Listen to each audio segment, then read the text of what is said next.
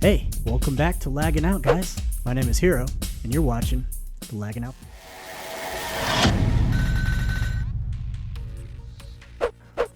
Metroid Dread has officially become the king of Get Good. At this point, within an hour of this happening, you find out that the X-Parasite has, in fact, spread across the entire planet, and it was safe to assume that everything that you encounter at that point was all X-Parasites in disguise. This is a sad thing because Planet ZDR was teeming with life originally. Ravenbeak then kills the science guy because he no longer needs him, and then leaves. A robot Chozo soldier. So the robot Chozo soldier is a boss that you fight numerous times in the game, and it is relatively difficult, but not terribly hard. You get to the last EMMI unit. You don't even have to find the control unit for the EMMI. At the last point where you're looking for the EMMI, you're like, where is it? You go through what turns out is the last EMMI zone. Go to this, basically it's a dead end. The EMMI detonates a power bomb to fight, at least until you get to the last one. The last one was a bitch. All these things are happening. Basically, the entire planet at this point is against you. Talking to Quiet Robe, well, he talks to you. And then for the first time, you hear Samus talk to Quiet Robe. And her voice actress is pretty damn awesome with the kind of personality that she gives her. She speaks in the Chozo language. It's not even Japanese. The robot Chozo soldier kills Quiet Robe shortly after she says, "I will finish this for you. He will not escape." At this point, it changes from foiling Ravenbeak's plan and getting off planet to confronting Ravenbeak. You go all the way through the entire planet, break through numerous puzzles to get new weapons.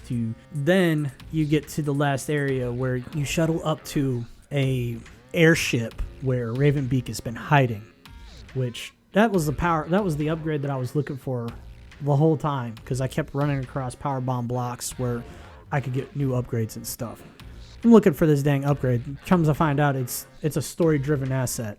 So you go there, this thing detonates the power bomb, stuns you, and Samus is basically, she's about to be killed right there on the spot. Story-driven element. As the EMMI is about to impale you on this spear to take your DNA sample, violently of course, she grabs a hold of the spear at the last second and holds it off, and then next thing you know, she is draining the energy from this robot. Turns out that she activated the Metriod traits in her bloodstream or something, and she absorbs all of the energy from the EMMI unit. This unlocks her path to the final zone where she goes to confront Ravenbeak. She goes up in an elevator to this airship, goes through everything, and gets to one last network communications point to talk to Adam, the AI, at the last second. It's revealed, this is the whole linchpin right here. It's revealed that the whole time that you've been thinking you were communicating with Adam, the AI on your ship, all the communication was being routed through to Ravenbeak the whole time, man in the middle style. And Ravenbeak was the one giving you guidance through the entire story, the one telling you how to progress. And he reveals to you that when, way back a long ago time, when she was first found by the Chozo, she wasn't just trained by the Chozo. She was enhanced. They enhanced her DNA with two features. DNA from the Malkin tribe, which is the warrior tribe of the Chozo, and the Thoha. The Thoha tribe was the science tribe, the tribe that genetically created the Metroid species, specifically to stop the X-Parasite from spreading across the universe, the Metroid species. The Thoha tribe were the only ones that were able to ever control the Metroids. She became genetically enhanced by the Thoha tribe and genetically enhanced by the Malkin tribe.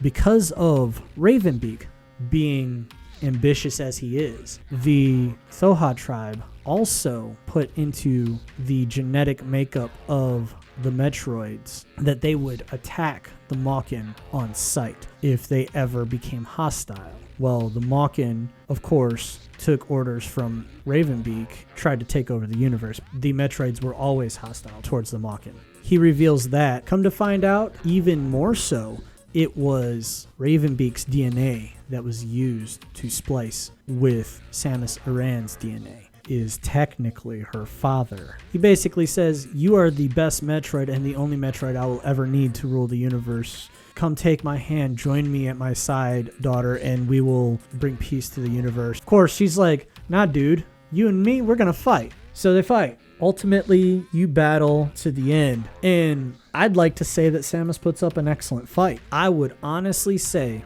that she put up a badass fight, and she taught him not at all underestimate her by any means. Unfortunately, he wins through brute strength and gets a hold of her by her throat and starts trying to crush her throat at that point. She's helpless to fight him. Very helpless to fight him. And it seems like starts falling unconscious. And then she starts having flashbacks, or I think it was he says something, ultimately says something that pisses her off. Yeah, well, I'm so disappointed in you. Since you're not going to join me at my side, I have no further use for you. So I'm just going to use your DNA to create clones of you. I guess that pisses her off. That and being enraged by him brutally murdering Quiet Robe using a freaking robot soldier. Her rage takes over and triggers the Metroid DNA. Her transformation into a Metroid gives her the Metroid suit, which is brutally powerful. Using that, she drains the energy from Ravenbeak and his air fortress, which causes it to crash into the planet. He survives the crash, Samus survives the crash, and he starts to say something, and then an ex-parasite comes in and infects him and turns him into this monster. It was a simple scene, so you just hold the button and blow through him. Once you defeat Ravenbeak,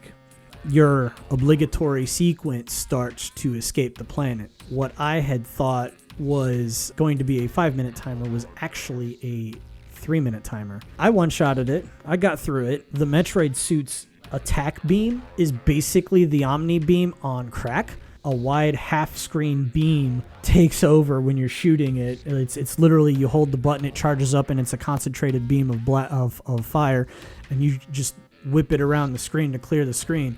It clears the screen of all enemies, and any blocks that were destroyed by specific abilities is cleared out by this beam.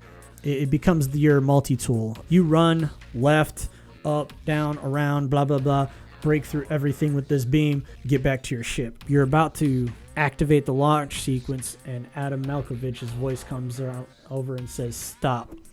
In your current form, you will drain the ship of all its energy. At that point, infected Quiet Robe shows up on the ship, bows to Samus, who's pointing her beam cannon at him, which would have been a bad idea because it would have obliterated the ship. He bows to her. The ex-parasite leaves his body, and as soon as it leaves his body dissolves. The ex-parasite goes into Samus's suit and disappears, returning her suit back to normal, and she looks at her hands like, oh, I'm normal again. Looks down at the ship and goes, oh shit. Hits the button and launches. Thereby ends the game. But this one, in my book, as a fan of the series, as a fan of Samus Aran, the character, as a fan of the challenge the game presents, I can't give it anything less than a 9 to be true. I've got nothing wrong, or nothing. I found nothing wrong with the game. Ultimately, I'd say 10 out of 10. I'd like to see in the comments what is anybody else's opinions. For those of you that agree with my assessment, cool. For those of you that disagree with my assessment, please tell me why. Open the floor to discussion. Before I wrap this up, I'd like to thank you all for listening. Please like, comment, subscribe, hit that bell. And once again, this is Hiro signing off and lagging out.